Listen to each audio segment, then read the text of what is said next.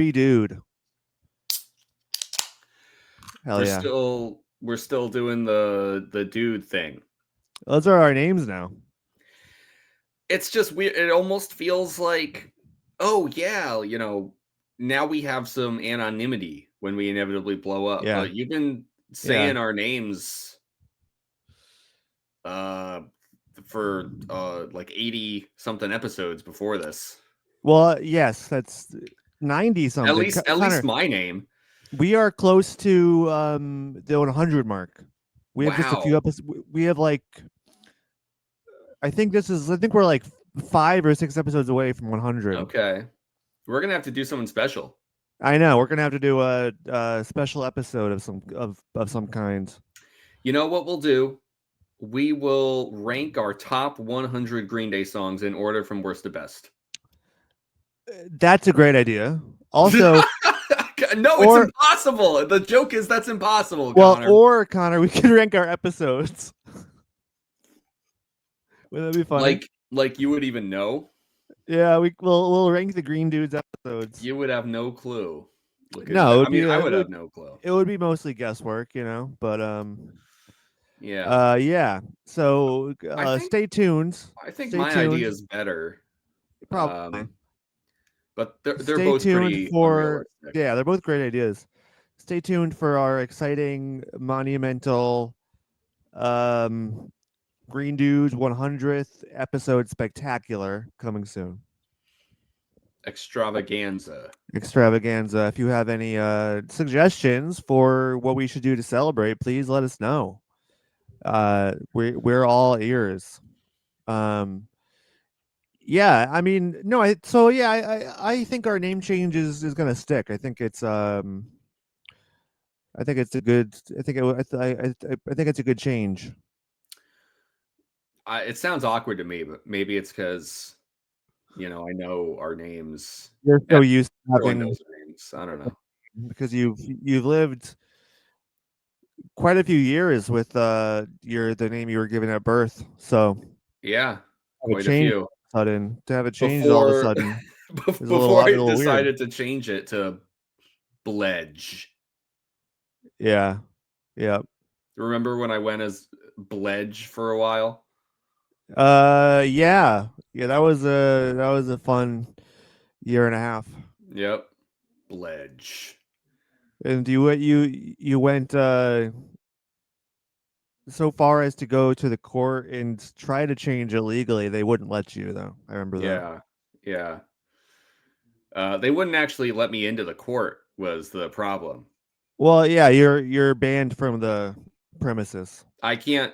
I'm not allowed to be inside of a courtroom for reasons that I think I'll refrain to from Well, discussing. you're also not legally allowed to talk about that. No, well, It's part of the whole thing. yeah. You signed Uh, a non-disclosure agreement yep, with yep. Mark Zuckerberg. Yeah, that's pretty much how I remember it. That's as far as we can go. Not the Mark Zuckerberg that owns Facebook. It's a different guy with the same name. Yeah, just He like lives how in Kansas.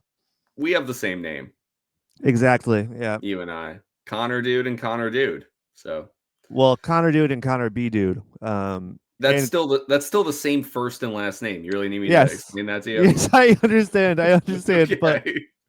But don't confuse people Yeah. All because right. well, that's the whole problem is this Mark Zuckerberg goes by Mark B Zuckerberg, and it was a whole thing. But Yeah. You know that Mark Zuckerberg's middle name really starts with a B, right? what's his middle name? Blanthony. Blanthony. Yeah. I No, didn't. I didn't. I should have said Bledge. It's I Bledge. yeah yeah. That's why I Uh, had to fucking change it. So there you go. the story all makes sense. It all checks out. Yeah. I mean, you can look at the court records. You can kind of piece together what happened. Uh, if you want Kansas City court records, it's all there. It's all public knowledge. We just can't talk about It's it all, it's all because it's all public knowledge, but I signed an NDA. yeah. Well, it's just that you can't speak about it. Yeah, right. Okay. That's the only thing. Um, Connor, how are you doing today? It's been a little while since we've done a Green Dudes. Yeah, unfortunately we had to miss last week. Um it's too bad, but sometimes that's just how it happens. Yeah, We are two people with real names and real lives, and we exist outside of this little YouTube window you may be watching us in, or this little app you're listening to us podcast app. on. We have lives, we have. When you turn off the episode and you go about your day, that's what we're doing. We're going about our day, and Going about sometimes our our day. our days get pretty busy, don't they, Connor? Busy doesn't even begin Busy is an to understatement. cover it. That's right. Yeah, That's right. yeah. If you've ever Um, seen the busy world of Richard Scarry, ours is like the busier, scarier world of Connor dudes. yeah. Connor dudes. Yeah. Emphasis on the scarier, I would say as well. And not just because it's around Halloween. That's another thing. We should have done like spooky things for the month. We should have been one of those podcasts where it's like we do a spooky thing. Boo! Uh, fuck, that was Yeah. scary. That was You that was weren't good. Okay, expecting all you right. were not expecting that. I I just wasn't. got you. If you just throw out one of those every so often, I think that's a good enough gimmick Yeah. for the We'll spooky throw month. that in. I'll just scream sometimes now until Yeah, that's we're done with Halloween. that's really good podcasting. Yeah. What are you doing for Halloween? I'm gonna go see Tame Impala. Oh wow, geez, Yeah. that's Yeah. cool. Yeah. Wow, that's a good. Are you gonna dress up? Uh maybe. Maybe. I was looking at Halloween costumes today, and there was this like awesome hat that looks like a seagull eating french fries. Oh, that's cool. And I was pretty close to just buying that and being like, "Hey, I'm a seagull eating french fries for Halloween." I thought that'd be kind of funny, but Yeah, it's an we'll original see. costume. Yeah. Um, Tame Impala, they put out a new record a couple days ago, right? Yeah. Yeah. Yep. Have you listened to it? No. You going to? No. Yeah. No, I'm going Yeah. to. I've listened to what their last album was, The Slow Rush. I think that was like Yeah. 2021 Uh or huh. 2020 maybe even. Yeah. Um so since Currents, like I've been listening, and since I got the tickets, I went back, I listened to I don't know, I forget if it was their first or second album. But I don't even really I was just like driving and listening to it. They're kind of records you can get lost in very easily, so I Yeah. don't Lonerism. yeah, Lonerism I And listened then to. the other one is called Inner Speaker. Yeah, yeah, I Is listened to that both it? those. Yeah, Yeah, I really love those two records, and then Currents came out and it was really good too, right. and then I have not listened to the Slow Rush or the new album. Yeah. I've heard mixed reviews on both of them, so I don't know. Yeah, I mean, I think the idea was like after Currents blew up, they kind of leaned into like, hey, let's just yeah, I think people felt like it was almost kind of gimmicky Uh their huh. follow-up like, oh, Yeah. like where's I don't know, where's like the psychedelia? It seems like we're just it's not really the same. Yeah, we're just kind of doing indie pop Yeah, yeah, now. right. Yeah. Yeah. Um, but I don't know. I'm fine with that too. Yeah. You know, just like with Weezer or whatever. I like. It might seem like a weird comparison, but I'm trying to make the point where I'm like I'm fine with a band jumping from rock to pretty much outright making pop songs. Yeah. As Yeah. I as long mean, as it's good. yeah, there's nothing wrong with it. I mean, we obviously saw what Green Day did with Foam. Um and that's widely celebrated, so Widely. because of course it's all pop. It's just they switched to pop all of a Yeah. sudden and embraced it.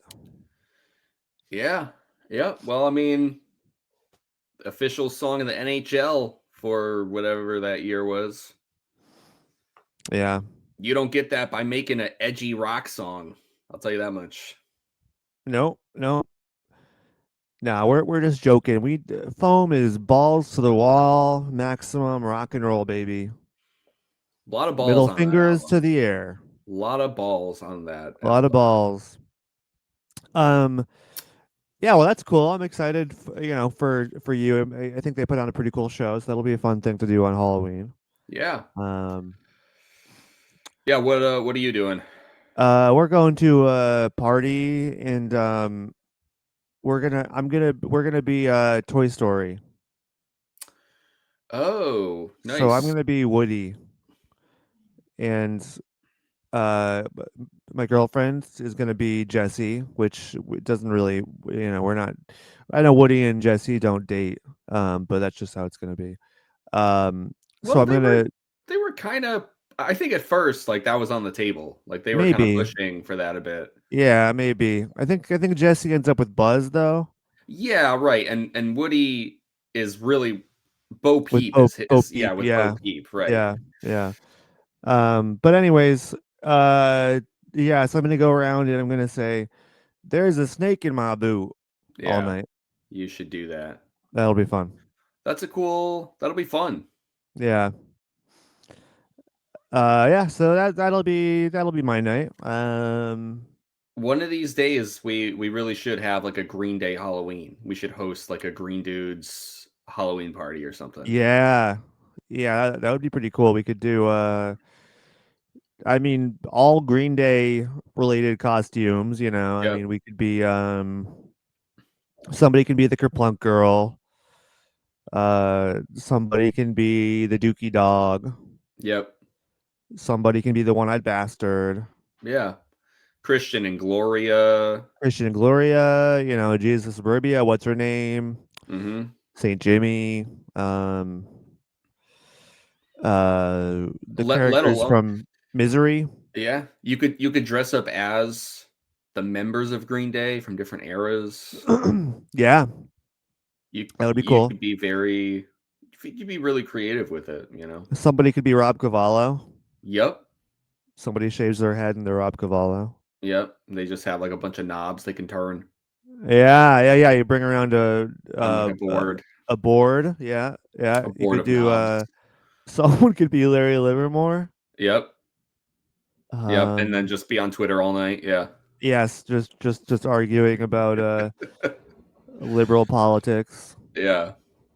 That, Yeah. that's a good one. With me personally. Yeah, Yeah. with you exactly. Um, And then damn. and then Connor and then you and I we would put on a show Yeah. not as Green Day but as the Under Cover Ups, our Cover Ups cover band. Oh shit, that's a great idea. The Yeah. undercover ups, yeah. Yeah. And we would cover all the songs they cover. Yes. Yeah, exactly. Awesome idea. We're good enough to do that, right? To play all those songs and Well, here's the thing. I think we could play all of them, but not exactly to the level that the cover ups play. So there would be parts missing, yeah. and some parts was maybe sound a little bit different. Yeah. But Yeah, yeah. But we could do it. But we we could could do do it. it. I Yeah, think we we could could get do it. through it. Yeah. Yeah. And I mean that would be like part of the gimmick is like that. It's like, oh, we could say, oh, this is like a spooky version, and Yeah, so yeah. the songs would sound a bit spookier. But Yes. really, it would just be that would be us covering up our lack of skill. Perfect. It's Yeah, perfect. Um, exactly. Yeah. Anyways, Connor, Green Day, they've kind of been what are you drinking there? Golden monkey, buddy. Golden Monkey in a can. Golden fucking Wow. Looks monkey in a good. can. Yeah. You Mm, want I can one? taste it from here. I wish. You look like you need a beer. I do. I feel like I need a beer. Yeah. Oh well. Wish I Next time. yeah. I that's a damn fine beer. Mm-hmm. I don't actually need a beer. Thank you though. No. Hey, hey, come For the on. lifetime. Crack it open. Come on. I mean, I just woke up. I can't do this Come now. come on. Yeah, you just woke up, but it's like almost 7 o'clock at night, you know? Yeah, that's true. I did the other morning. I came home from work and we had to go to an engagement party during in the middle of the day, and so I drank two beers when I got home, and just to help me fall asleep, and it worked. Oh, nice. It was Nice. good. Oh, so you don't want to fall asleep on the podcast. So, No, well, yeah, yeah. Well, that really is it. It's like a sleeping aid for me more than anything now. I don't really. The same thing with edibles. If I just it's like whatever I take, if it's beer or um marijuana, I just like fall asleep. hmm. Yeah, yeah. One of these days you'll unfuck your schedule, I'm sure. Were we going to talk about Green Day news? Yeah. Is there Anyways, I did bring up with the band Green Day. I did bring up that band. The last couple weeks, the Saviors tour has officially ended. The boys are taking some well deserved time off. Obviously, we still have the Warning 25th anniversary box set release coming out. But yeah, the bands have just been. I mean, the boys have been slumbering, spending time with family. Hey, wait a second. Wait a GD damn second. Am I seeing this right? Billy Joe was wait he stormed the stage at a Dua Lipa concert. He pushed his way past security and said, "I've had 2 weeks off the stage. I need to get up here and sing a song." Yeah, I think that's how it went. They tried to throw him out, Yeah, and then Dua Lipa just had to had to make it seem like part of the show. Otherwise, yeah, it was she going to had be to a relent. whole fiasco. Yeah, Billy was like, "I'm going through withdrawals. It's been too long since I've been on a stage." And then so he pushed past security and they were all like, "Oh, we're gonna tackle him. We're gonna fucking uh kick him out." But then they're like, "Oh, this is an old man. We should just let him do what he needs to do. Let him get it out of his system." And so it was kind of yeah, it was very nice. It was like a make a wish kind of thing. Where they let him sing a song on stage. That was really nice of them. Yeah, with Dua Lipa.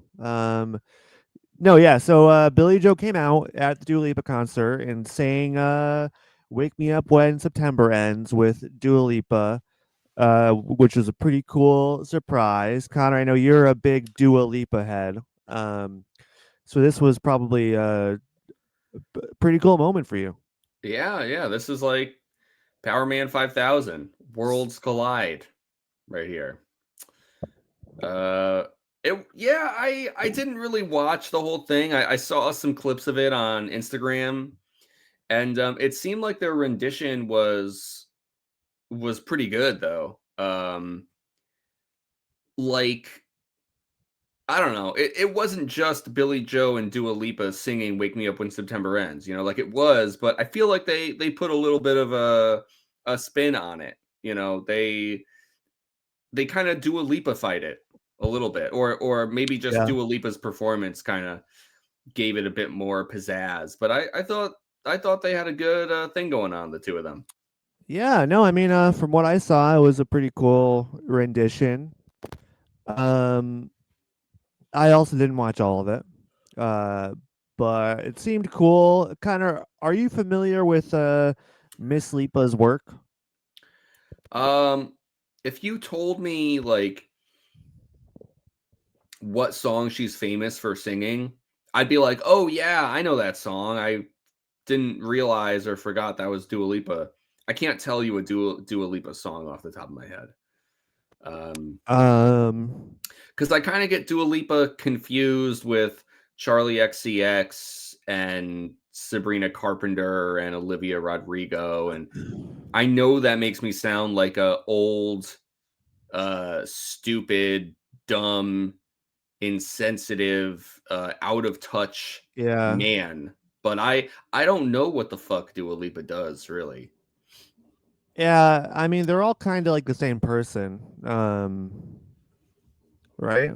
Well, but I mean, like to a certain kind of fan, that'd be like, if someone was like, "Oh yeah, well, Green Day and Blink 182 and the Foo Fighters and they're all kind of like the same band, right?" I mean, Yeah, I would throw punches. yeah, I would yeah, be fucking. I would be fucking pissed. and Connor, listen, there are people out there who would punch you for Yeah. your words. Wow. So maybe think about that a little bit.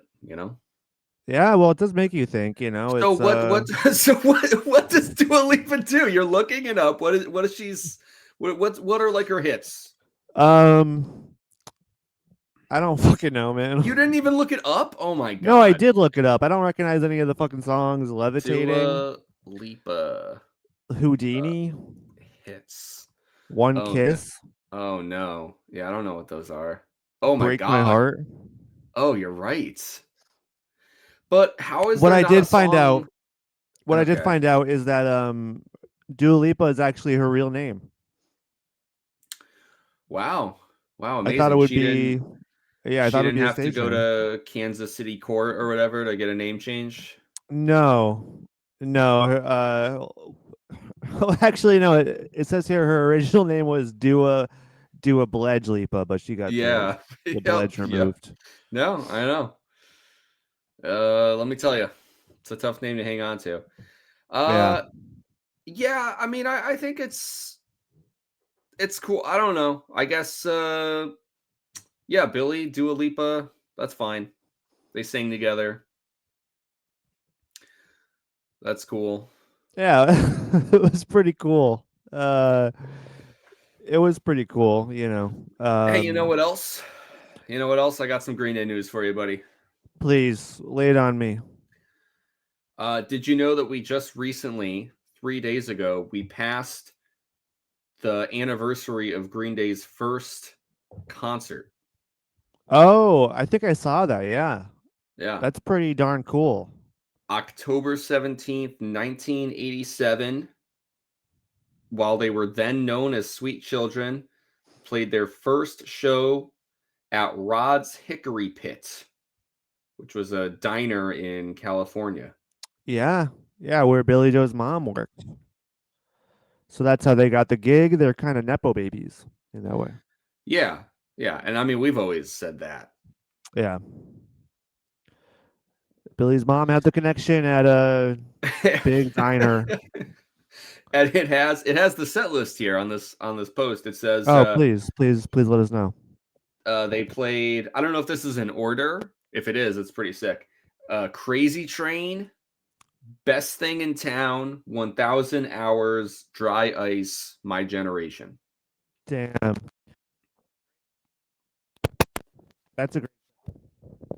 that's a great set. Yeah, Be cool if they like did like like an anniversary set where they played that exact set list for a show or something.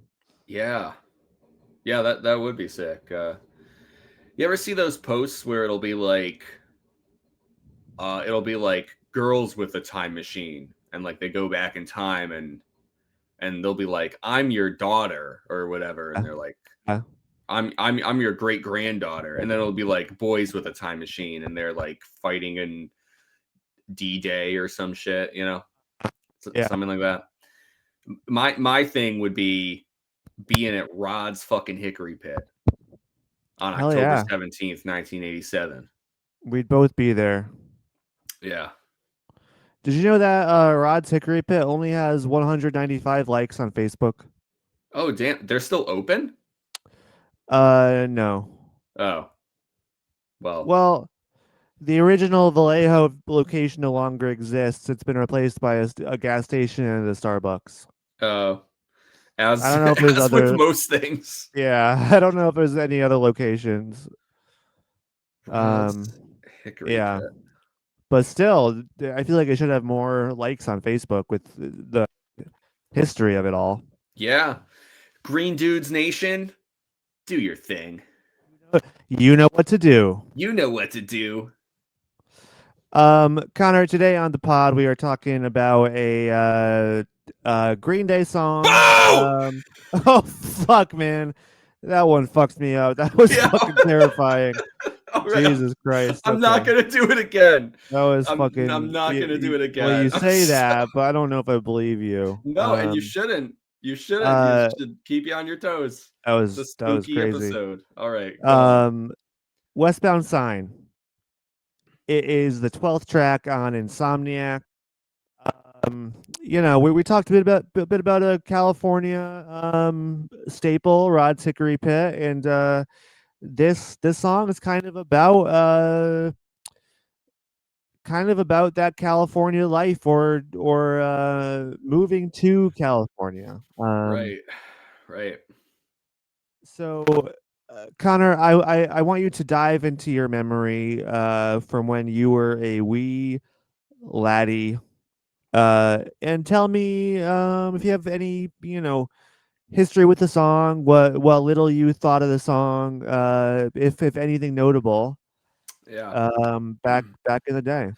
Yeah, way back when. I Connor, when I first listened to this song, Dua Lipa wasn't even born yet. Didn't even exist. That's true. Yeah. That might be true. I don't know how old Dua Lipa. It She's doesn't 30 matter. years old. Oh. Right, yeah, and obviously I was listening to Insomniac when I was 3, so it checks out. I mean, well, that so she was born in '95, which is when Insomnia came out. Do you think there's a connection there?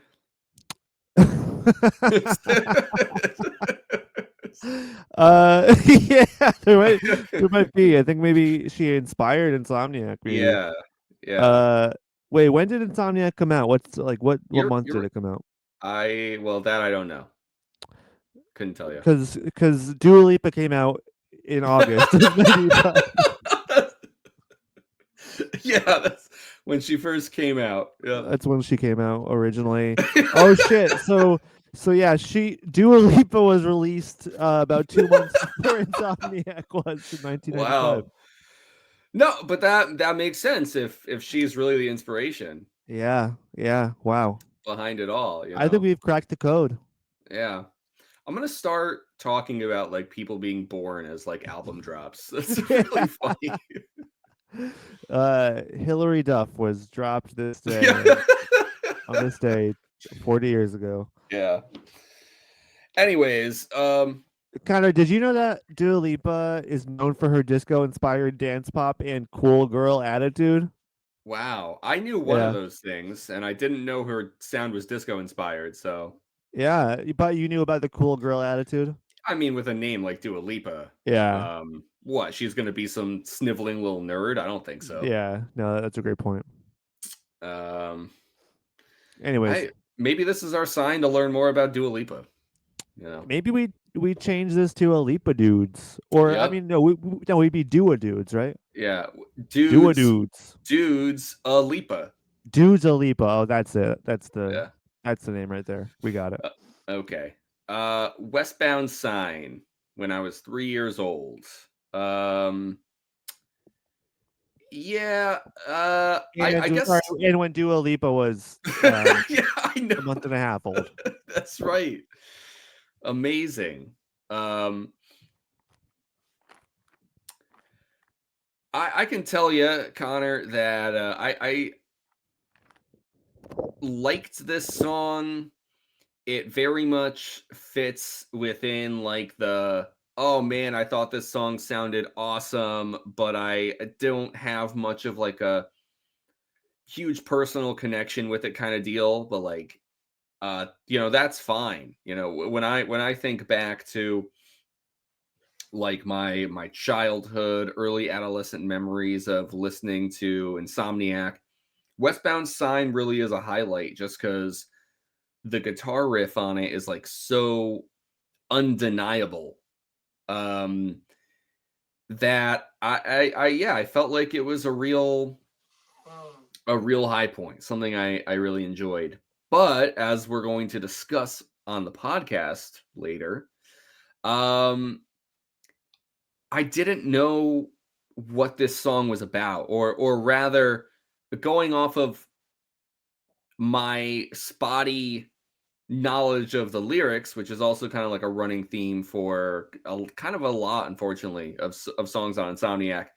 Um, I thought it was about one thing, and it kind of turns out it's about another, which we've already sort of talked about. So, um, I thought it was cool. That's about it. But it is a song that I have a kind of fondness for because it did stand out to me, and I always thought it was really energetic and awesome when it came on. Yeah. Yeah. I'd be curious to know what you thought it was about Oh, I'm gonna originally. oh, I'm gonna tell you All right, then cool. once we get there. Yeah, for me, I think it's a song that never really stood out to me when I think when first got into this record, um just because it's like it's less hard hitting for me than most of Insomniac, and it's it's kind of like the only song on here really that doesn't have that like nihilistic um edge to it, really. But as I got older and yeah, like thinking about what the song is about and how it relates to other Green Day songs, I'll say right now this song is a part of the 80 verse um in Green Day's catalog. um I think it's a really cool, sweet song. It's one of the more interesting songs Billy Joe has written for Adrian. I think it's very different within Yeah. that kind of Yeah, it's catalog. it's it's not just a love song. It's No, it's not a love song. yeah, Yeah. yeah, exactly. Yeah, so I've definitely come to appreciate it a lot more, and you're absolutely right about the riff. It's a classic Billy Joe riff. Um, so Connor, how do you feel today after living with this song for all these years? I like it a lot more. I kind of feel like this is sort of like the sleeper hit. Um, when we rank the songs, not to, I don't know exactly where it's gonna fall, but I've felt like since I've been re-listening to the album, even when we started our Insomniac discussion, I was like, I think Westbound Sign's gonna be pretty high for me. Um, because it just, I don't know, it just hits a lot of the right kind of notes for me, like as a Green Day song. I don't even know what all those things are, but like when I'm listening to it, it feels like sometimes I'm literally just sitting back, like, yeah, like this is Green Day, this is like fucking killer. Yeah, Um,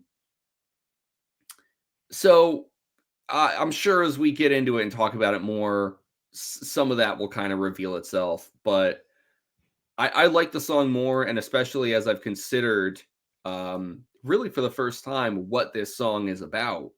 It does make me appreciate it even more, like beyond just the kind of immediate high of how like effective and impactful the music is. it is, I think, kind of like a maybe an overlooked but very special kind of song, like hiding here at the end of Insomniac. Yeah. Yeah, definitely. No, yeah, I think I feel the same way about a lot of that. Diving into the song a bit deeper now. Um, let's dive into some of these individual components that make up the whole of, I mean, WHOLE, not Right, HO. right. We're not diving deeper into the HOLE. We're not diving into the Oh, HOLE, yeah. which is a competing 90s band, actually. Mhm. Courtney Love. Yeah. Uh-huh. Pretty cool. Pretty cool reference there, huh? Did Billy ever perform on stage with her? Punch a Yeah. security guard and play with her? Well, I mean, actually, yes, Billy. Actually, Courtney Love has performed with the cover ups a few times. Yeah. Yeah. You didn't know that, did you? I don't know. I don't know. I mean, I guess I didn't know that. As with a lot of things with Green Day, it's like, oh, did I know that? I don't know. It's hard But to you, say, yeah, but it's just because your memory is so shot. It's like, it's yeah, I like probably somewhat. heard about that once It or doesn't surprise something. when you say that. It doesn't surprise me. I'm not like, Yeah. what the fuck, really? I'm like, oh yeah, right. I've that's been a thing. Why, you don't have anything against Courtney Love, do you? No, no, I Okay. don't. I Because don't. some people do. No, some people do because they think that she did something. Yeah, we don't want to get into it, Yeah, I mean, but they do. They think that she did something really we bad. we signed an NDA, so we Yeah, wait. cannot discuss I it. I want to clarify though. No, the NDA that we signed has nothing to do with Courtney Love.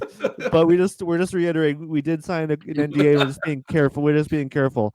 Yeah, We're just covering all bases here with anything to do with courts or anything. The NDA we signed has nothing to do with Courtney Love.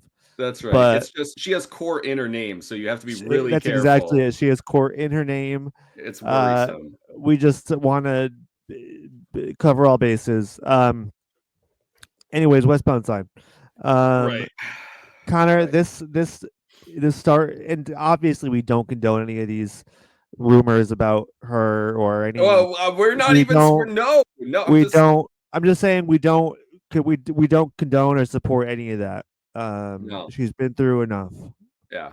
so leave her alone, We please. we love Courtney Love. Yes, yes. Well said, Connor. Well said. Connor, this song starts off with a pretty freaking awesome guitar riff. Yeah. Um, you want to talk a little bit about that riff because obviously it's a classic Billy Joe, strumming pattern, chord progression.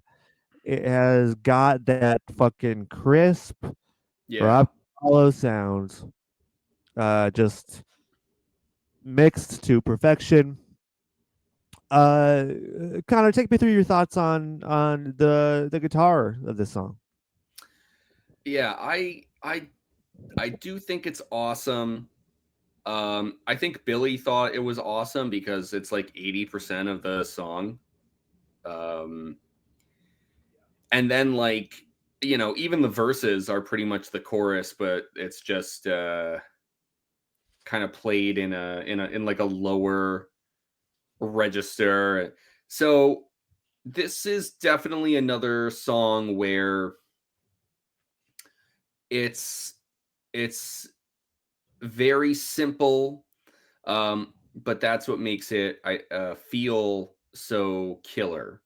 On Insomniac, there's a lot of sanding down all the edges and getting rid of all this superfluous nonsense. We don't need to overcomplicate shit. We don't need guitar solos.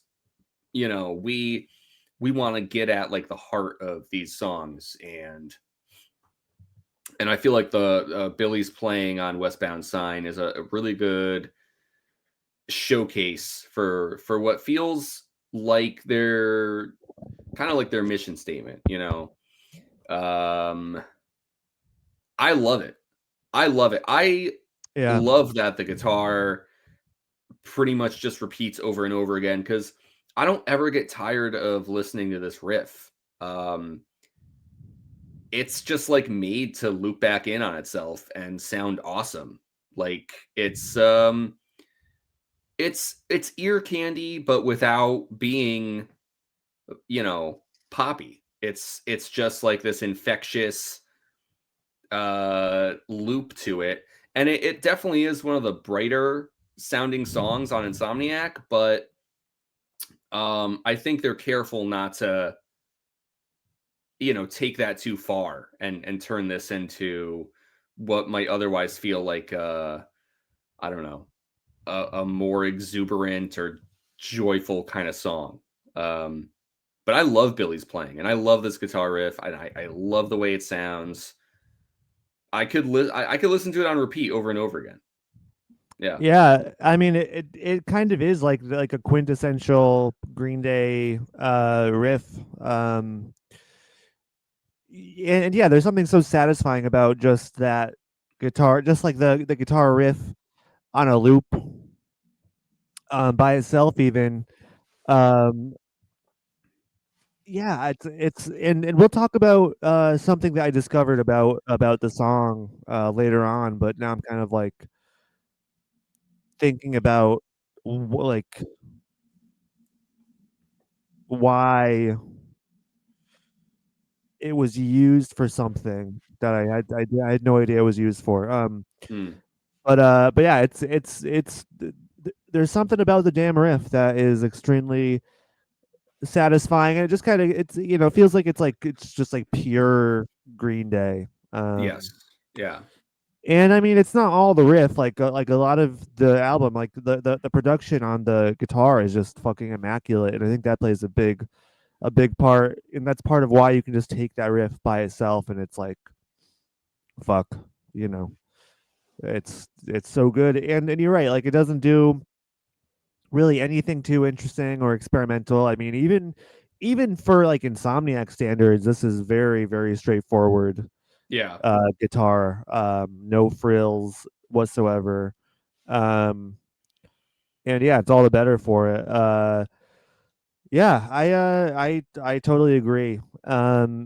Moving on, we have Hey, the hold on a drum. second. Whoa, Go ahead, whoa. go ahead, go ahead. What if I want to say you don't even ask? Oh, you want? Is it you miss anything about the guitar? Or I know it's simple, buddy, but I guess I gotta say Yeah, please.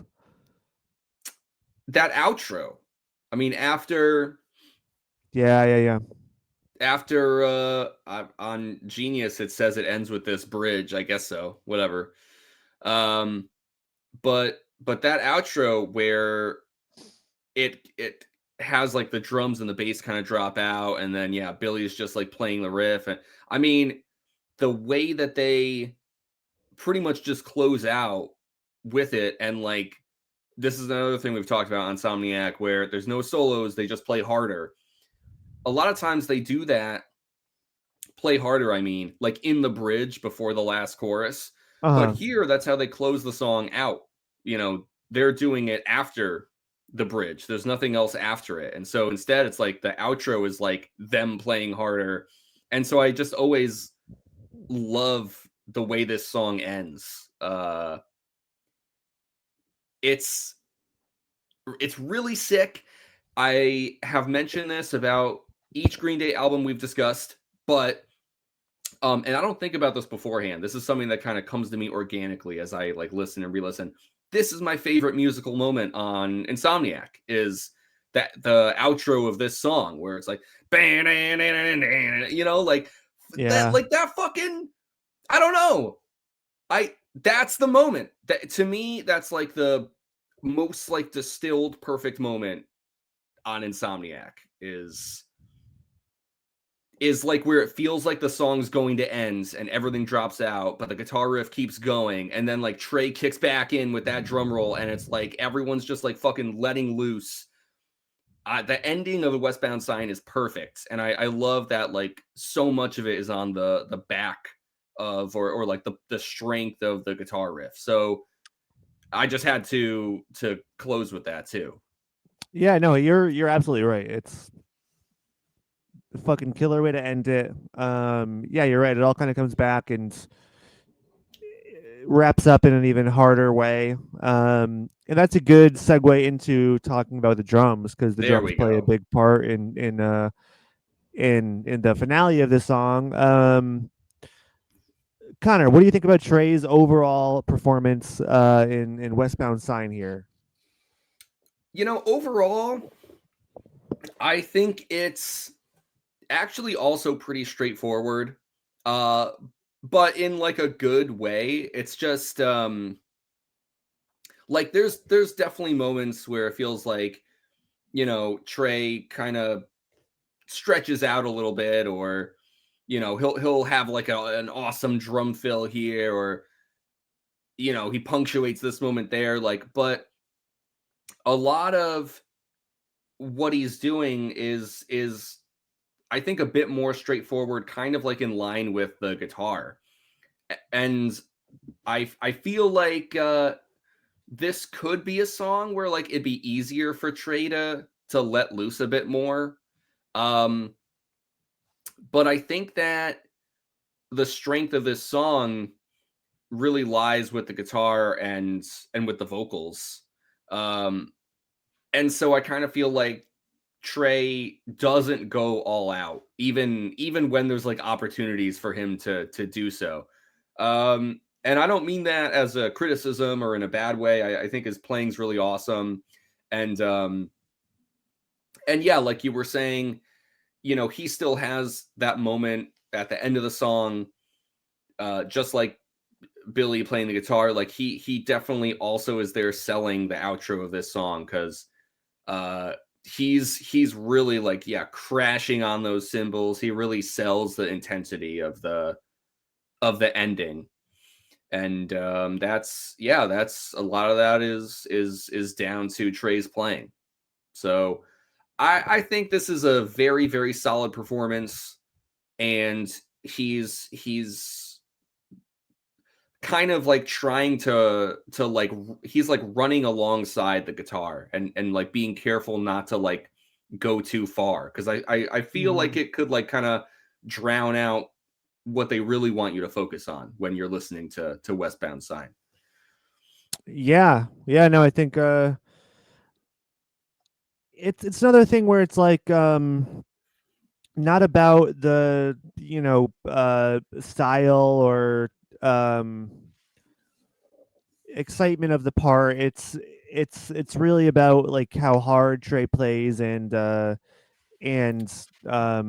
how crisp it sounds. Like, this is another tip of the cap to the production. The drums sound terrific throughout the song. And it's like all you need is that little shining moment at the end, or the few fucking drum roll moments, snare moments, t- to really feel like you're kind of being assaulted in the best way possible. So yeah, I think it's a great performance. You're right though, that this is something, this is a song that Trey could have been let off the leash for, and who knows, that could have been better. It could have been worse, I guess. But yeah, it may have changed the DNA of the song a bit too much. And yeah, that brings us to the bass guitar, Yeah. which very much in the same vein of the drums here. It's a secondary component. Um, but you know, sometimes that's what the song needs. Connor, what are your thoughts on the bass guitar here? Yeah. I agree that, yeah, it's like more secondary, more supportive, as it often is. But um it's also not a song where, oh, Mike's just following the guitar. Like, as I was listening to it, I feel like this is a pretty good uh best of both worlds kind of song where like the core of what Mike's playing, I guess you could, it's like it is basically following the guitar, but it's not a performance where like he's content to kind of just, you know, just to be like this isn't Brain Stew where like it's only beefing up the guitar. Like on the verses, I feel like you could hear more clearly like Mike has some flair to it. You know, he's you know, putting some you know, groove in his bass, you know, in these very small, very short bursts. And yeah, I think I, I it's not enough where I'd be like, oh, it complicates the song more, but it's like it does give it like something that I think is easy to like ignore or not notice, but it's like, you know, oh, if it wasn't there at all, then you know, then there's nothing. And so I think that he has like a very subtle but important contribution. And I also kind of felt like his bass is sort of what adds this, like there's like kind of just this like this light feeling of melancholy to the song where it's like, yeah, this does not have the same kind of edge or nihilism or whatever you want to call it as what you hear on much of Insomniac. But I don't think Westbound Sign sounds like an outlier either. Like you don't listen to Westbound Sign and go like, what's this doing on Insomniac, you know? Um and I think part of the reason that that works is because like Mike gives it that lower register, you know, that just like that little bit of, you know, kind of dark emotionality to it, where if it wasn't there, then you would just have a killer guitar riff. You'd be like, wow, this song fucking rocks. But I think Mike's kind of sliding in there as the thing that makes it feel like more cohesive to the rest of Insomniac as well. Yeah, that's a great point. I think you're spot on. It does kind of yeah, I mean I think it's maybe the glue that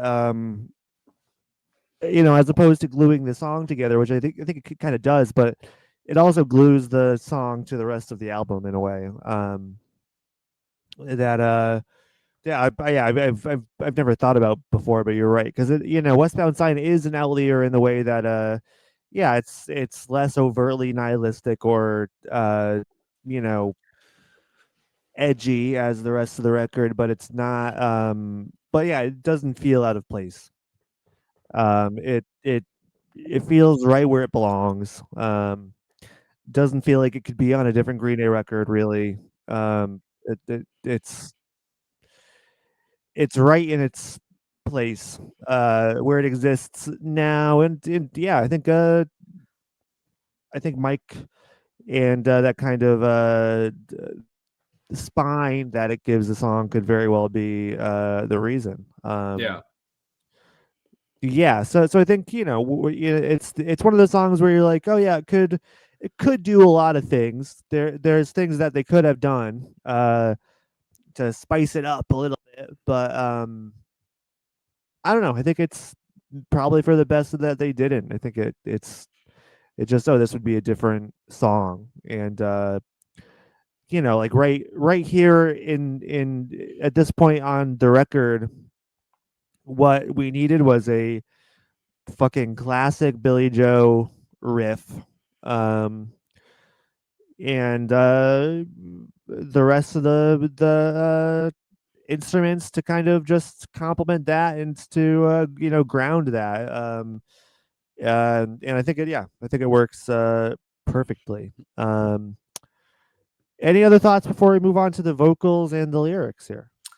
Yeah, you know, I'm with you that, oh, you know, I if you were to move Westbound Sign to another album, it might not, you know, fit completely. Like it definitely fits the best right where it is on Insomniac. But I did kind of think, I was like, this might just be the most Nimrod song on Insomniac. Like this Yeah. does feel a little bit like I don't know. Like, it's not the obviously it's not the same, but I'm like I could see this being in a batch of songs like Hushinka or Jinx, or like it does kind of have that um momentum and catchiness to it that feels like it's just like charging ahead. Uh and yeah, and a little bit more brightness than we would really see otherwise on Insomniac. So I did kind of feel like, not that this is a Nimrod song on Insomniac, but I kind of felt like, Westbound Signed is sort of it feels like maybe in retrospect, it's like, oh yeah, this is kind of a song that gets you to Insomniac. Like when you think about making or I meant to say to Nimrod, like when you think about the jump from Insomniac to Nimrod, um, you know, it's like, you might be thinking, well, the tones are so different, and you could see why they might. There's a bunch of stuff that we can and will talk about, but I did feel like Westbound Sign might just be sort of like the stepping stone a little bit, or something where it's like, I don't know. I feel like this is kind of like the germ that grows into it. And we've already talked about how Billy writes things, uh sometimes he's pulling back from songs that he wrote, long ago, or it doesn't mean that all these things come about at the same time or within a same uh batch, or whatever you want to call, when like when it was released, but I feel like this is kind of like the in between, sort of like Yeah. how I was saying, like JAR is sort of like the in between of Dookie and Insomniac. This feels like an in between to me. Yeah, no, I think you're spot on there. Yeah, that's absolutely true. And I think, yeah, I think it could exist on Nimrod. It just would be presented slightly different. I think especially the guitar would just sound a bit different. I think there might be some more judge to the bass too. But no, I think this is definitely a gateway to the kind of brighter Nimrod sound, for sure. All right, Connor, you want to help me out with this next song? Yes, I do. Let's do it. All right, you start it up, and I'll come on in. All right. Uh, just tell me the words I Words might I have might have known. known, The the words I words might I have might have known. known, The the words I words might I have might have known. known. All right, Connor, the lyrics to Westbound Sign. Yeah. Uh, any lyrics here that you were unsure of or that you misheard all these years? Yeah. Which I talked about. Yeah. Um, this podcast is a great vehicle for me to go back and actually look at all the lyrics that I've just you know have not looked at in sometimes like decades, literally decades. It's like, when between 13 and now, when have I gone back to look at the fucking lyrics to Westbound Sign? Never. I don't think I have. Uh Not in any meaningful way, not in any way that fucking stuck with me. Green Day reference for you. What? Yep, I yep, picked up on yep. that one. Ah! We should have like a sound effect that whenever we do a Green Day reference, Yeah, we say a song title, there's a noise that happens or something. yeah. We get a little soundboard. Yeah. It'll be like, you know what it should be? It should be the soundbite of Kid Billy Joe going "Wonderful." Oh, fuck yeah. That's That's what perfect. that'd be good, right? That's Yeah. perfect. Yeah, we should definitely do that. Let's get that going. Let's do Yeah, listeners, if you can hook me up with a soundboard, Green Day soundboard, please hit me up. I would love. that. I have no idea how to do that, but if you have one, or Yeah. Preferably a physical board, a soundboard where I can plug it into my computer and press a button and then it'll make the sounds. Yeah. Yeah. We'll figure that out. We can. Yeah. Anyways, there's a lot I didn't know here. So it's easier to actually talk about what I did know and what I misheard. Amusingly, so the very first line of this song on Genius, which is what we always use, it says boxed up all of her favorite things. I always thought this first line was fucked up all of everything, which maybe sounds dumb, but that's what I thought. I was like, fucked up all of everything. And then I was like, and then what's next? And I could hear like different pieces and put a picture together. Um, but what I was alluding to at the beginning of our discussion here, what I thought the song was about, what it's really about, I thought that Westbound Sign was like another breakup song. And so when I thought that first line was fucked up all of everything, which is a dumb but like fun idea, like line, it doesn't make sense, but like you get the idea. Um, I thought that this was another song written from, Billy's perspective or the character's perspective, who's um a guy, and it was like, oh well, I fucked it all up, so now my girl's gone, she's taking off, she's gone. And so um that's mostly what I thought. Obviously that's not it, and that was really clear to me when I looked at the lyrics. And there are like clues that I haven't been blind to. Like I always knew that the song ended with this 2000 miles away reference. Like I was able to pick up on that, but I didn't know the context of everything surrounding it. And so I didn't even give myself all the pieces to put together. But reading through the lyrics, it's actually really clear that Billy is writing this song from the perspective of 80, and it seems to be about her leaving Minnesota to move with Billy, and like start Yeah. their relationship together.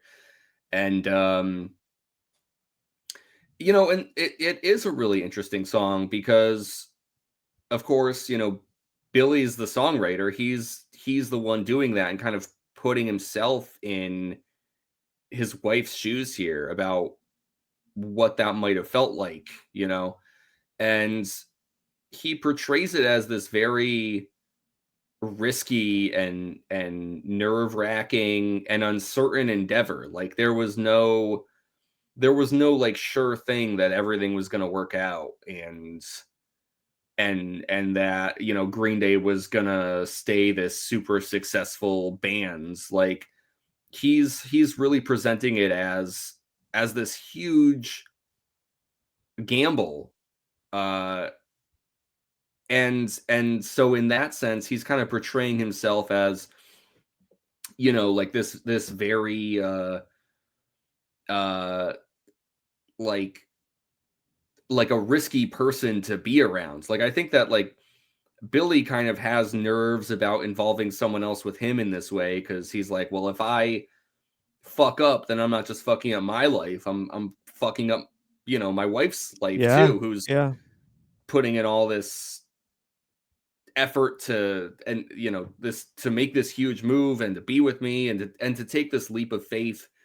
So I know I'm jumping into like what the song is about now, um but that was like a really cool revelation for me when I was looking at the lyrics, because yes, there's bits and pieces here that I were able to pick up on, but it's going to sound crazy if I tell you from this song what I thought I knew and what I thought I didn't. And uh and so it's really interesting to look at the words in black and white and be like, oh shit, that's that's what it is. It's very clarifying, and it's really interesting. It's a really cool song. Yeah, yeah, definitely. I, for a long time, I have known that this song was about Adrian, moving from Minnesota to California. Um, but I was right there with you, Connor, with the lyrics. I also thought that it was fucked up, all of everything or whatever. That I thought that was the first line. Literally until today, like, and sold the rest at a rainy yard sale. I thought it was like something a radio tale, like Yes, yes, like yes. um. So I yeah, that was a shock to me, honestly. And I mean, just like after that, I kind of it's just a every other lyric I was like, oh, okay, that's what that is. Um, so I didn't really ever think too much um about a lot of these lyrics.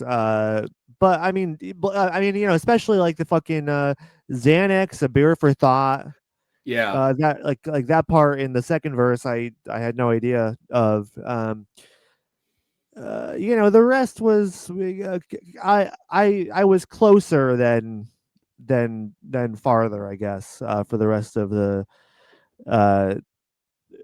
lyrics. But no, it's like a nice little story about her trip out west and making a huge change in her life that, you're right, could be a terrible decision, a terrible poorly thought out decision to join this musician who is just maybe starting to see some mainstream success. And obviously, like, there was no guarantee that Green Day was going to have staying power within the cultural zeitgeist. They easily could have been a one hit wonder at the time period. 80 moved out. Like Dookie had just come out or was just going to come out. It was very much a question mark. Like they could have fizzled out within the year. And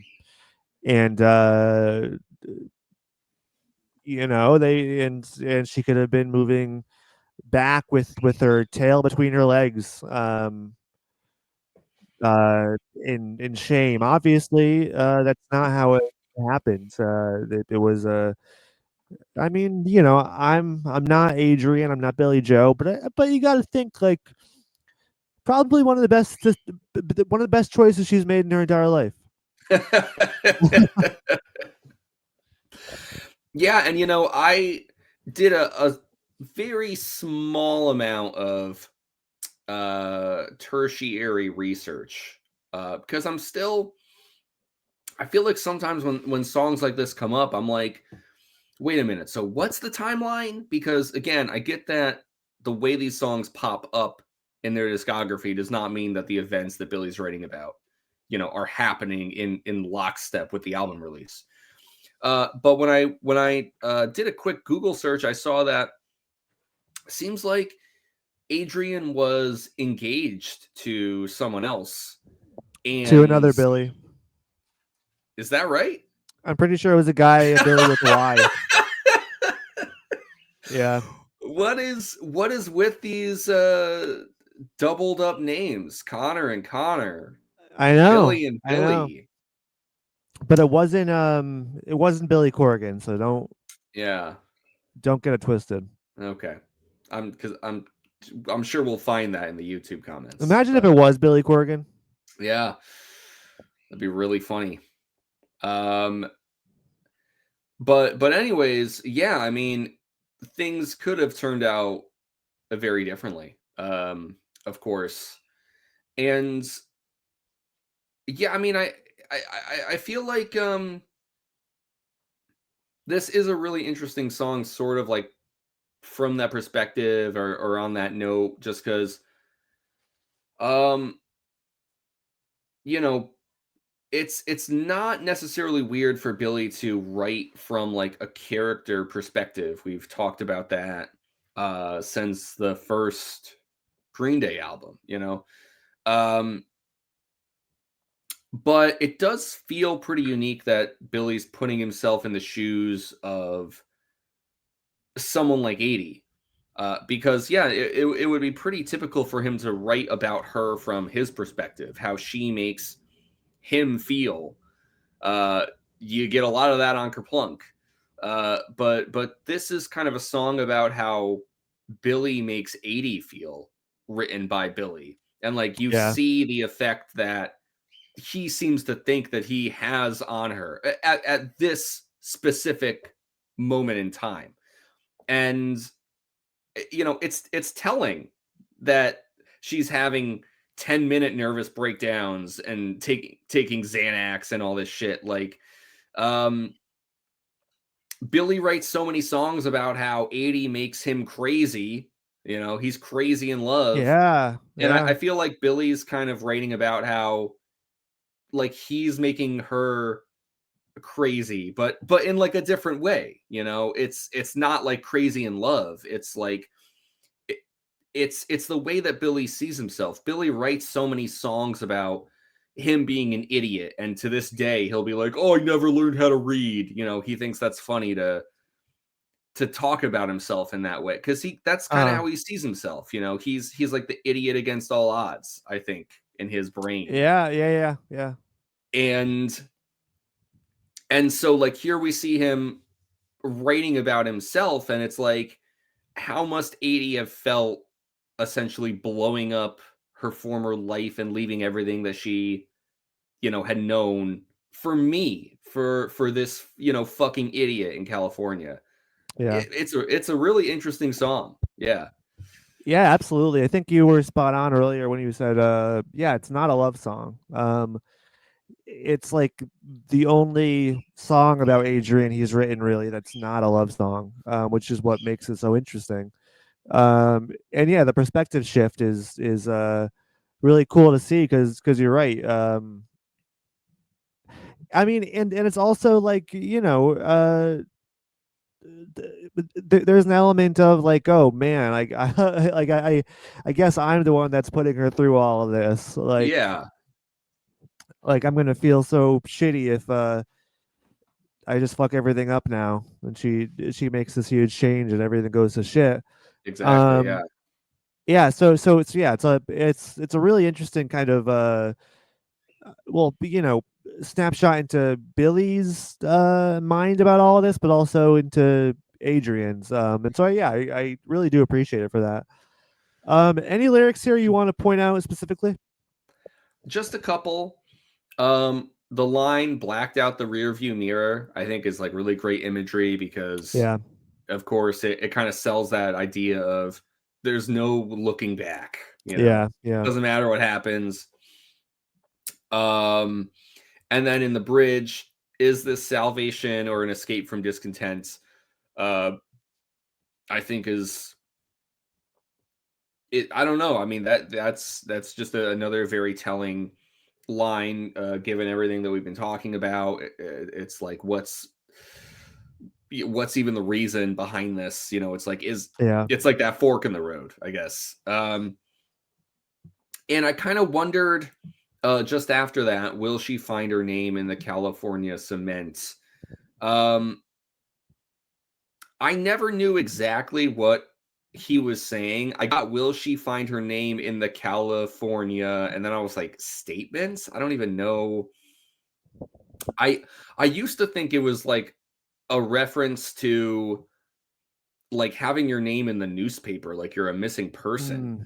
Mm, Um, yeah, yeah, yeah. but now I kind of wonder, is it meant to be like a headstone, a gravestone? Like, what is the cement reference, Yeah, maybe. It's a good Or is it like question. finding yourself in the streets of the sidewalks? That like I'm not sure what he means with that. Mm. Um, but it's a line that jumps out at me. Yeah. Yeah, I mean, it could be tombstones. That's a bit dark, but not unheard of for Billy's lyrics. Or yeah, I mean, it could just be the sidewalks. I mean, I know like when she moved, I don't think Billy was living in luxury. So, like there was like the punk space he was living in. That she at least visited during that period, I think. So, who Yeah. knows? I mean, it could be sleeping on cement. Could be walking on the sidewalks. Could be their tombstones side by side in a California cemetery at Paso Aqua. Who knows? Yeah.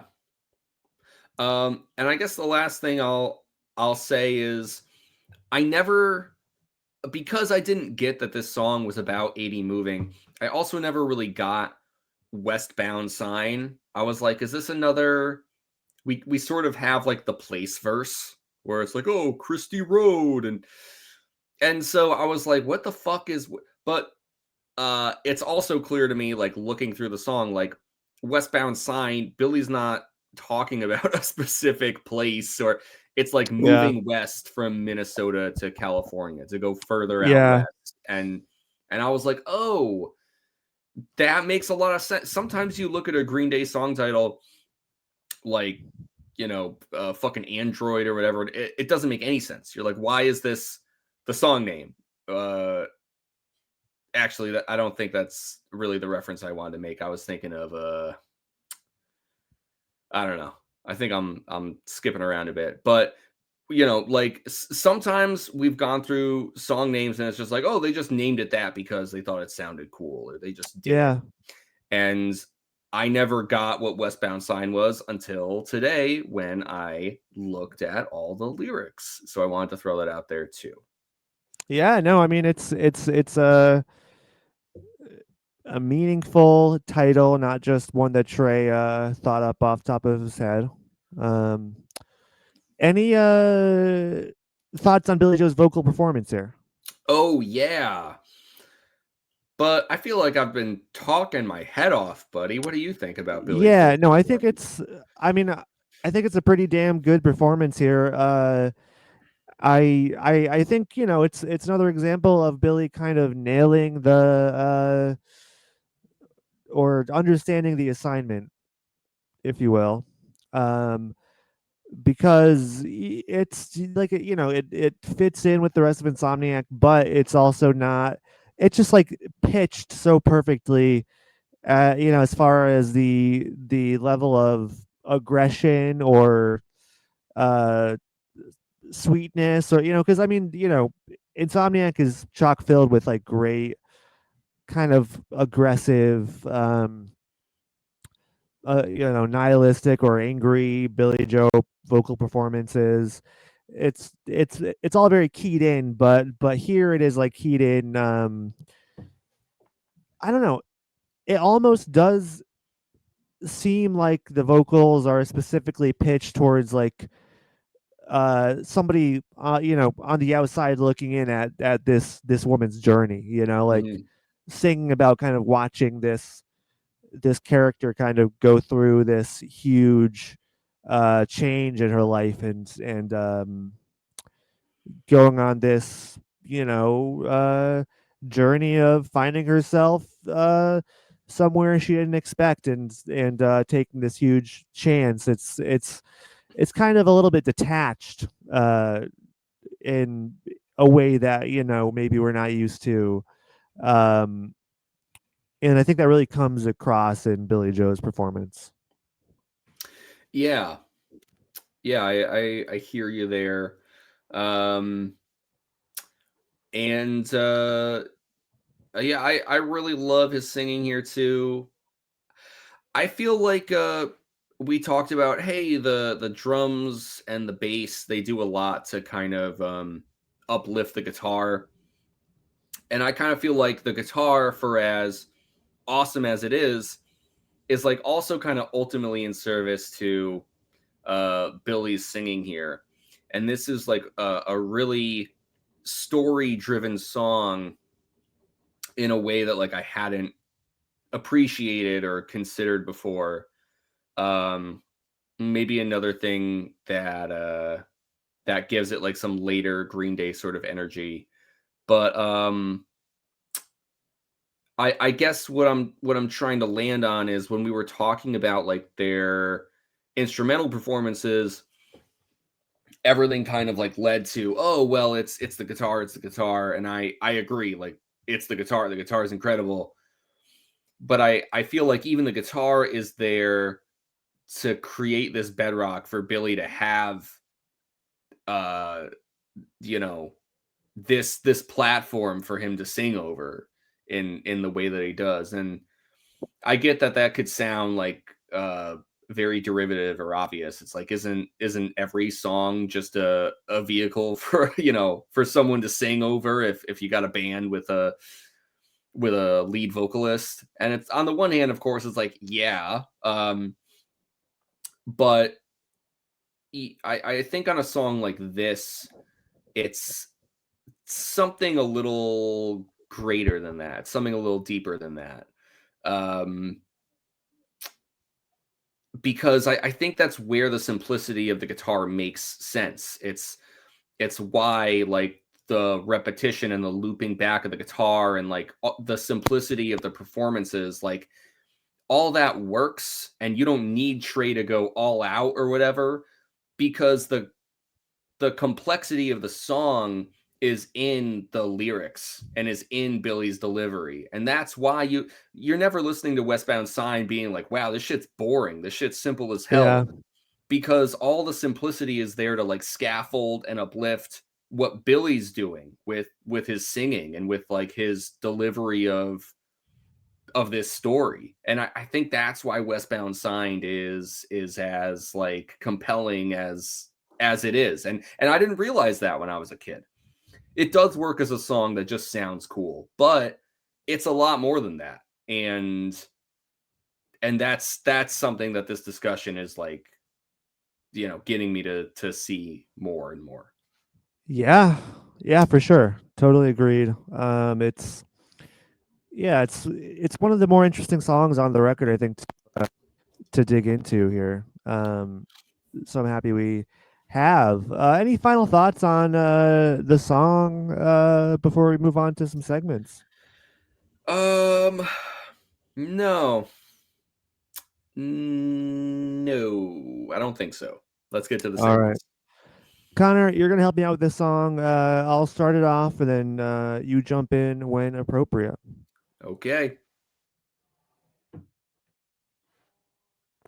Live with Have we heard this song? Have we heard this song?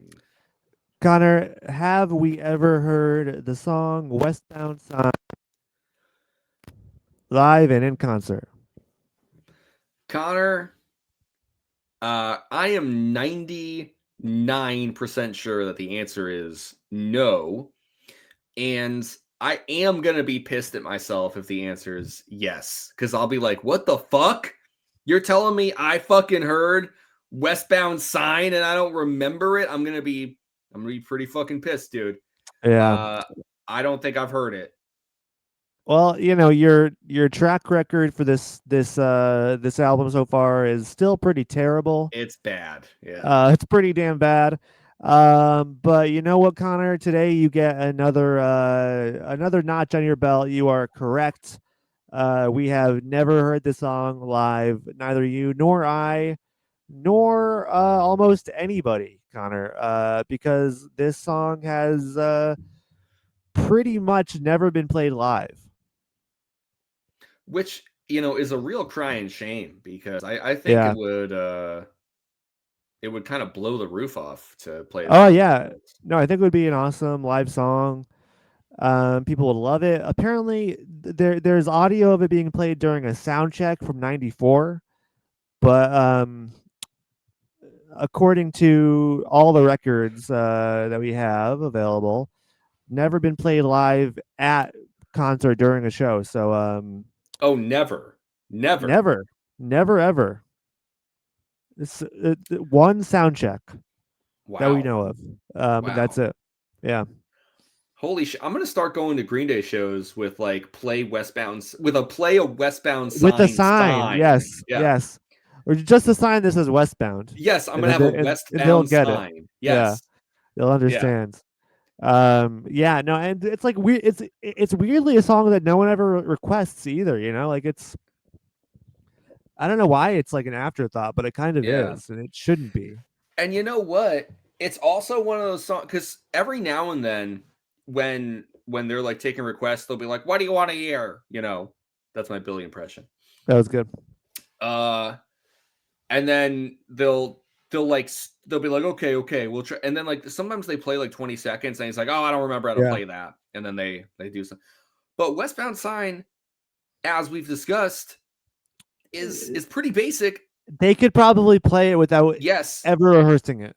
exactly. Like as Yeah, long as Billy could lock into that riff, then the rest it just falls into place. They could play Westbound exactly. Sign with no Yeah, notice.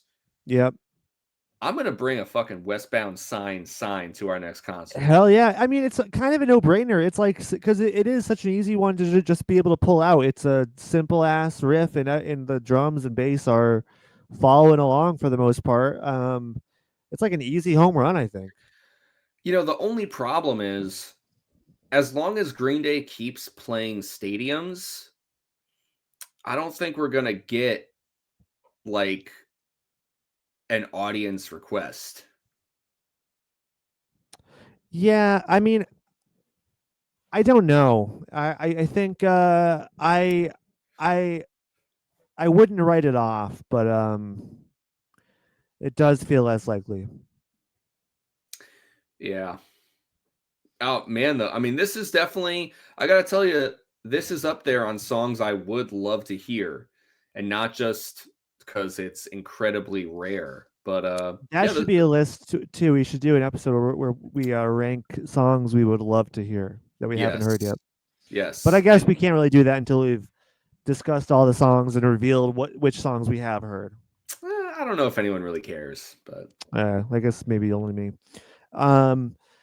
Anyways, you ready to hear a little bit of the thoughts from the seedy underbelly of the World Wide Web? who yes, I am, my All good right. friend. Let's throw it over to the anti-social media. We are All right, Connor, this is a very strange one to me because I discovered something quite disturbing about the song. is that right? Uh, yes, the very first comment gave me the shock of my life. This is from Metal Gear Tom GT 5607 from 2 years ago. This was probably the first Green Day song I remember hearing. And of course, I heard it in the Cars trailer. Whoa, what? Of course, I heard it in the Cars trailer. Wait, Uh, is there a Cars trailer with Westbound sign? so this was the big revelation for me. And Connor, I scrolled through all these comments. Connor, the vast majority, I'm talking about like 95% of the comments are from people who remember the song from the Cars trailer. What the fuck? This isn't some That's how they mass know the song. hallucination. You're telling me that Westbound sign was in a Cars trailer, like the Pixar movie. The Pixar movie, I mean, not, it doesn't seem like a Cars trailer. It seems like the Cars trailer that everyone knows from the original movie in What 2005. the fuck? If I Uh, mean, we have to watch this. we have to watch the trailer. I should have located it, but we do have to. Maybe it exists on YouTube. We can look it up. Um, so I mean, this is pretty much it. I mean, this is What the hell? everybody commenting is like, oh, but I'll get into it. Are you looking it up? I am, yeah. Yeah. I While mean, you're doing keep go that, on, go on, go yeah, on yeah, to your yeah. next comment. while you're doing that, next up we have Panther Gaming 7501 from 1 year ago. Panther says, "Man, just imagine this song playing over a race where a red car number 57 wins while a rusty tow truck and a red race car number 95 watch the scene in a drive-in theater. That would be pretty epic, right?" What the hell? Oh my Uh, god. Jermaine Dickey X9B says, "The trailer then cuts to a race at the Charlotte Springs Speedway, where around 17 aggressive race cars are battling for the lead. After a montage of pit stops and spinouts, two cars are bashing each other while racing towards the finish line. Joel McQueen eventually overpowers Brian Brooks and sprints to victory." Connor, first off, somehow this makes it even funnier that you're gonna be fucking Woody and Yeah, I know. I know. because we started with Pixar, Yeah, it's a and Pixar episode. this is wild. No, because this is like a peek into I just like how Billy's trying to write from someone else's perspective. These comments are giving us a window into someone else's nostalgia, Yeah. into something that just doesn't exist for us. I mean, by the time Cars came out, I feel like Cars was really like the first Pixar movie that I didn't give a fuck about. Yeah, same here. And I thought I even then, when it first came out, I thought it looked stupid as hell. I was Yep. like, so what? They're all talking cars? It looks like some dumbass fucking baby shit. Yeah, baby shit is exactly what it was to me when it came out. We had just outgrown Yeah. the Pixar thing. But I have been aware for all this time that Cars has had this following that like for a certain generation or subset of people, like Cars isn't just like, oh yeah, I remember that when I was a kid, it was a pretty good movie. No. Cars for some people is like fucking Dragon Ball Z. Yeah, definitely. There's three of those fucking movies. They made a trilogy of Cars movies. Yep. People love the fuck out of those movies. To this day, I've never seen any of the Cars films, and I will go to my fucking grave in the California cement before I ever fucking watch one of them. But Same here. it is really, really weird to think that this is the thing dominating the Westbound sign comments. Yeah, it's insane. And kind of not only is it nostalgia for people, but it's also a special interest for an immense amount of people. Like, I mean, it seems downright obsessive. Next up, we have Dane Jenkinson from 2 years ago. Dane says, "Dadgum, boy, I tell you what, son, I drive my tires over a mile of busted glass just to see that picture right there." And there are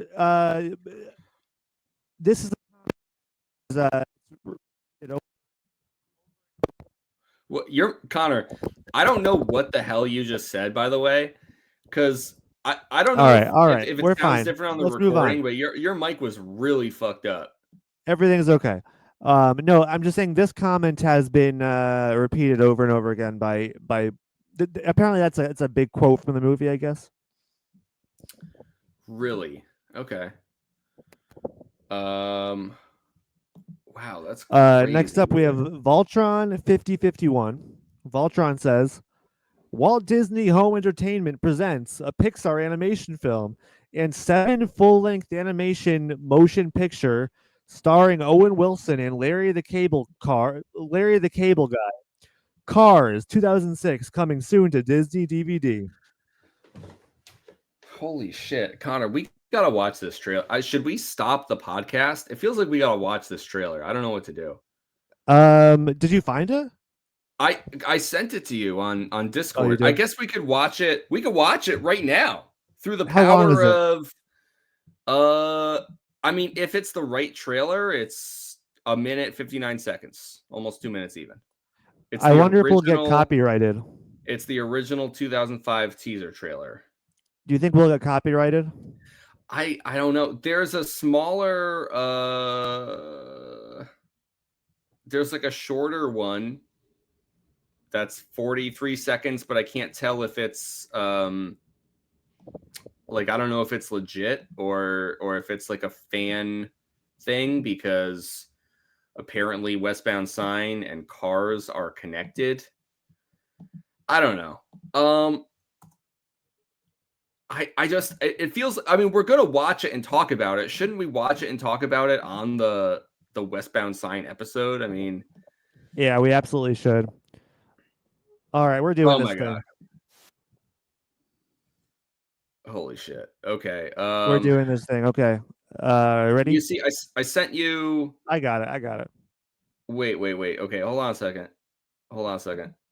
Did you put it on the watch together thing?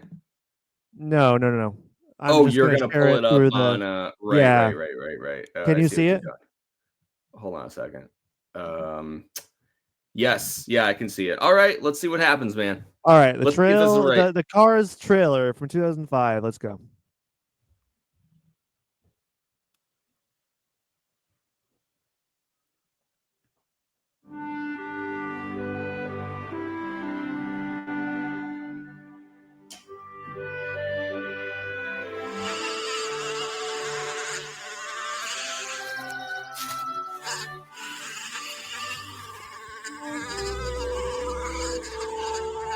Was Finding Nemo the last one that you were into? Yeah, maybe. I think that I was mean, the last one the for thing me. is Oh, gross! I like fish. I Pixar can't movies see nothing. now. Oh, I'm blind! I can't see! I'm blind! Oh my god. What happened? Oh, I killed a baby bumblebee. Oh, come on. Will you quit your bawling? Could be a lot worse. Oh, see how it could be worse. Gross. Oh. Oh my god. What?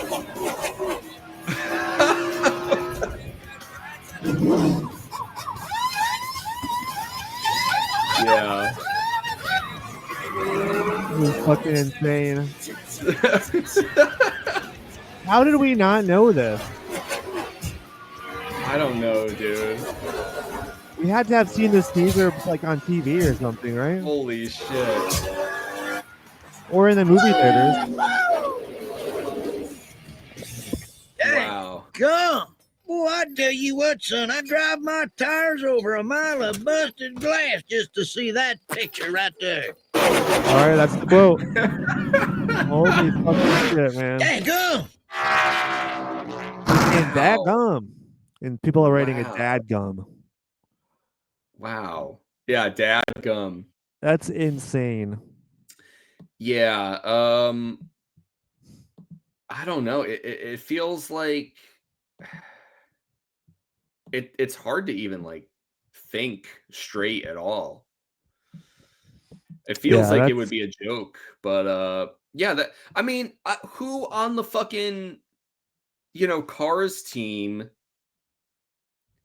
It's one thing if you're like really into. I mean, whoever picked that song out, I feel like must have been really into Green Day. You know? Yeah, I mean they would have to have. I mean that's a deep cut.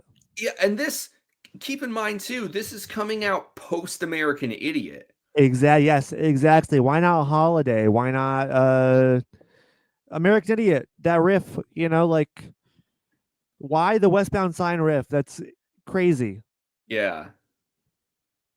It's really, really nuts. Connor, since almost all your comments are going to be about Cars, I'm going to pull just a couple from Reddit. I'm going to throw you a curveball. Please do. Right? Please do. Okay. This starting off, there's this one Reddit thread. It says, in Westbound Sign, he could have so easily said 2,000 light years away instead of miles. And the first comment is, or the first response to that, it says Green Day if their lyrics were written by Marvel writers. Oh, so like if they were Marvel writers, they would have referenced 2000 Light Years Away directly. Yeah, they would have, because this thread on Reddit is from Nose Guy, Nocegui, and the Nugget Master from 3 years ago says, yeah, Green Day if their lyrics were written by Marvel writers. What do you think about that? I think that's very interesting. I mean, I appreciate that it's not a direct like reference. That it's kind of just like oh hey, I get it. Um, I don't know. I don't really care either way, particularly. What do you think? Um, yeah, I don't really care either. I'm looking at this other comment and I'm like, I feel like this can't be right. Hold on a second. Well, I'm gonna Like, just you read the next comment, yeah. yeah. The next comment that I have is from Atomic Quacks 6910 from 7 years ago. Atomic Quack says, "Ka-chow." That's it. Yeah, I think that's a thing from Cars.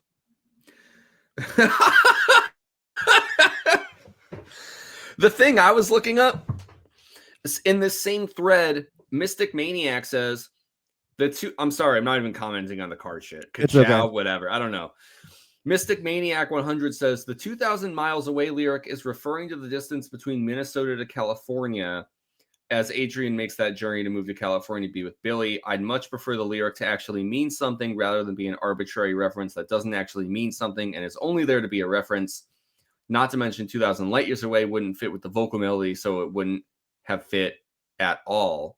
And I was thinking, like, there's no way that 2,000 miles is the distance from Minnesota to California. I'm like, there's no fucking way. 2,000 miles is like really fucking far. But I'm also kind of stupid, and I don't want to like be wrong on a podcast. You know, that really makes me sound like an idiot. So I did a quick Google search, and short answer is I think this guy is making shit up on Reddit. What? Exactly. That's not allowed, is it? No, it's not allowed, which is why I have no problem calling them out. Hey, there's this interesting thing here. Oh man, people are talking about Cars again. Actually, oh Yeah, of course. fuck. You know what?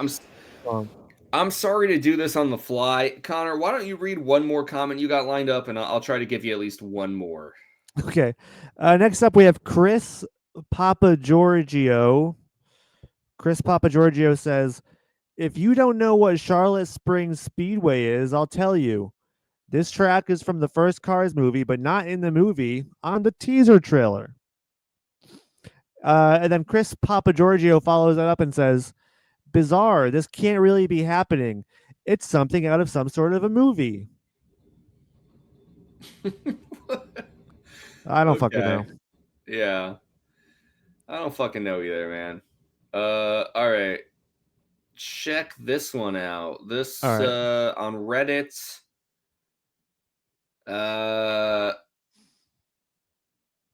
This says Depreciated Zero from 2 years ago. They say it's my number 3 off the album, behind No Pride at number 1 and Stewart and the Av at number 2.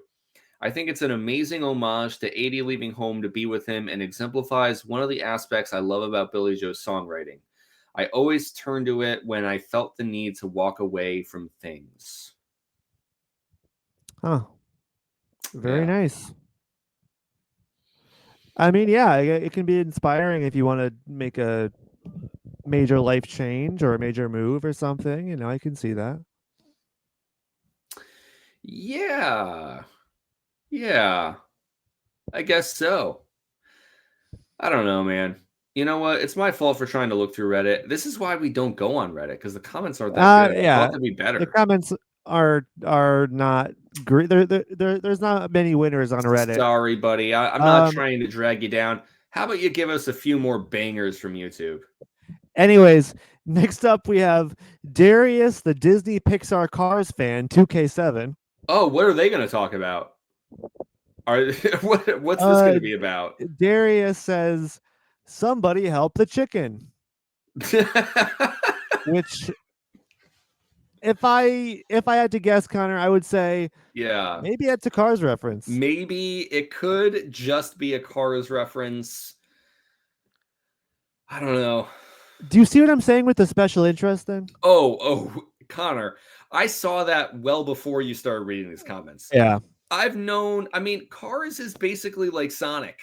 I made Oh a yeah. comparison to, I said Dragon Ball Z before, but that's not fair. It's really not like Dragon Ball Z for some people. It's like Sonic for some people. That's what Cars is. That's yeah. That's a much better point of comparison there.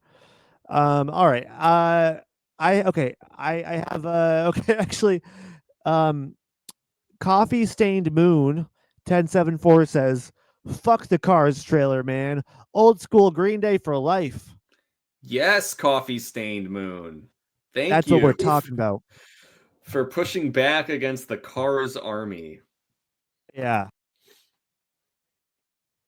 I've got a couple left, and they are not Cars related. Okay. Surprisingly enough.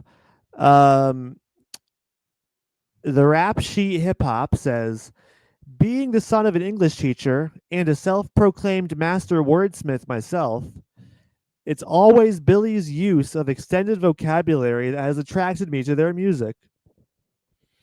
Wow. I mean, this is just a very insufferable comment. I mean, Connor, no, it's a very like what an honor from a self-proclaimed master wordsmith. Yeah.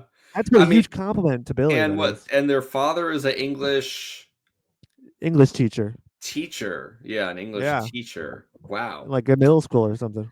Yeah. I mean, Billy does choose some interesting words. He does.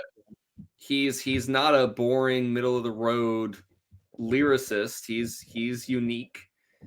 But you don't have to be a self-proclaimed wordsmith, I think, to recognize and appreciate that. I don't think Billy Joe would ever proclaim himself as a wordsmith. No. In fact, he calls himself a fucking stupid idiot most of the time. Illiterate, So, yeah. yeah. Okay, just a couple left.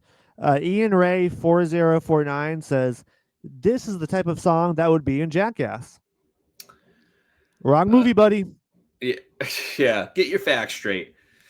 We're gonna find out there's a teaser for like Jackass 2 that has Westbound sign in it now. I mean, that would feel more appropriate in a way. It would I make think, more but sense, wouldn't it? Yeah. yeah, especially because the lyric does sound like fucked up, and in the trailer like it did sound like that. So I feel like it just has to be a Green Day fan or Yeah. something that's like, fuck it. Did anyone even consider that for the Cars trailer? Was anyone on like the Pixar team or who's responsible from point A to point B to getting this shit into a movie theater? Are they like, is it a little weird that we're putting this song on here for a fucking baby movie where From the Meth album?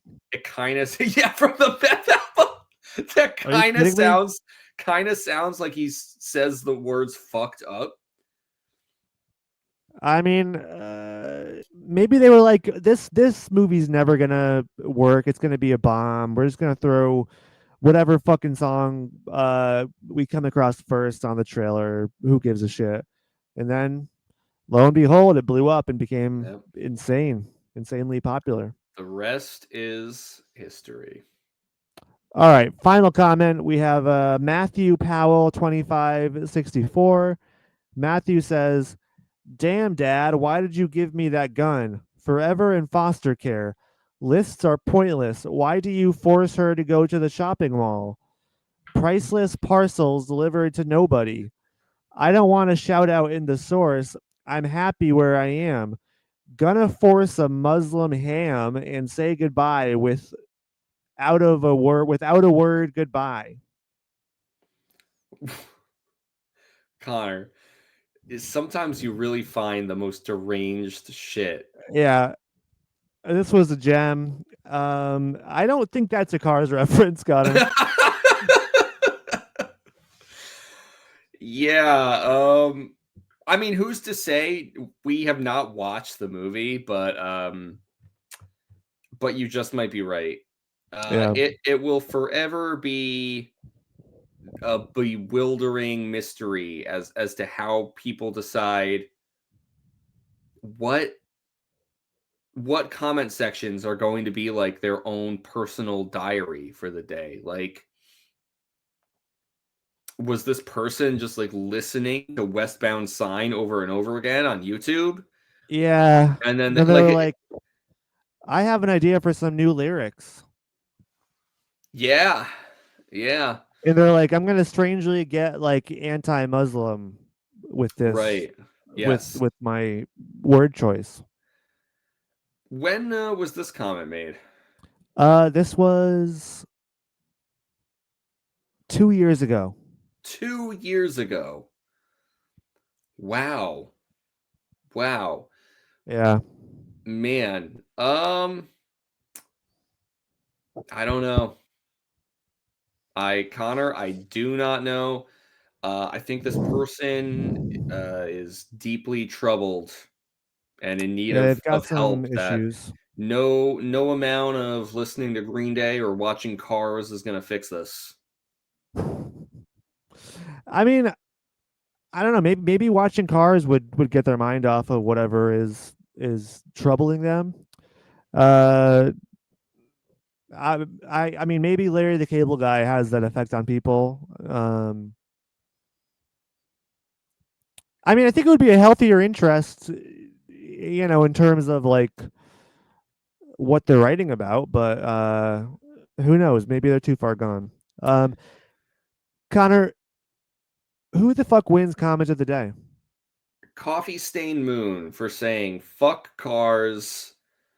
I'm sorry to be that guy, but it's like the whole comment section was people making Cars references. Yeah. And Connor, this is not a Cars podcast.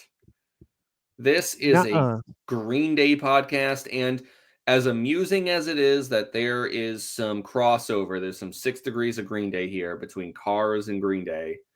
I'll make no bones about it. I always thought Cars looked fucking stupid. And I still do. And I guess I'm like a little taken aback that there's this crossover here. I don't want Cars to be related to Green Day.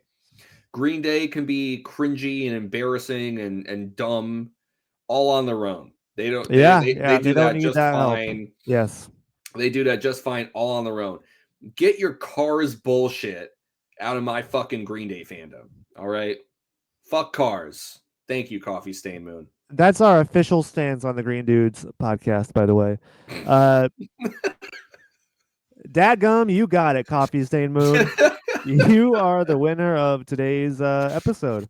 And also, great username, Coffee Stain Moon. I like that. Yeah. Yeah, you know where to find us. Please hit us up if you want to claim your prize.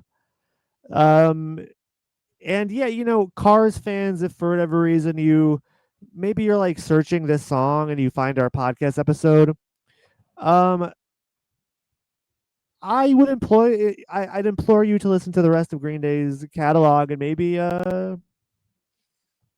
you'll fall in love with it. Maybe you'll leave Cars behind in the blacked out rearview mirror. Well said. Connor, any final thoughts on this song or anything else we covered before we hang it up for the night? No, I love this song. I learned a lot. There you go. Yeah, same here. I learned a lot about Cars. Yeah. Yeah, I'll say. Folks, thank you for listening. You can follow us on Twitter and Instagram at Green Dudes Pod. Email us with your your Green Day story at greendudespod@gmail.com. Please go on to Apple Podcasts and give us a 5-star rating and a glowing review. Would be much appreciated. Next week on the podcast, we have Tightwad Hill. Is that right? Yes, we do. Tightwad Hill. Get ready. We're almost at the end of Insomniac. That's right. The penultimate Insomniac song. Penultimate Insomniac song. But most importantly, folks, until next time. Boo! Oh, fuck. God fucking damn it. Scared the shit out of me. Yep. It's not a Cars podcast. It is a Green Day podcast, but it's also a bit of a spooky Halloween podcast this episode, isn't it? It's a spooky fucking podcast. Uh-huh. But anyways, guys, until next time. Stay punk. All right. Good work, buddy. Green Dudes out.